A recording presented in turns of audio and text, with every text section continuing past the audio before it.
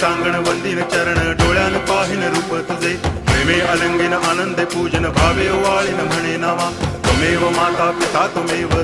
बंधुश्च सखा त्वमेव विद्या करुणं त्वमेव सर्वं मम देव कायेन वाचा मनसेन्द्रियैर्वा बुद्ध्यात्मना वा प्रकृति स्वभावात् करोमि यद्यत् सकलं परस्मै नारायणायति समर्पयामि अच्युतं केशवं रामनारायणं कृष्णदामोदरं वासुदेवं हरि गिरिधरं माधवं गोपिकावल्लभं जानकीनायकं रामचन्द्रं भजे हरे राम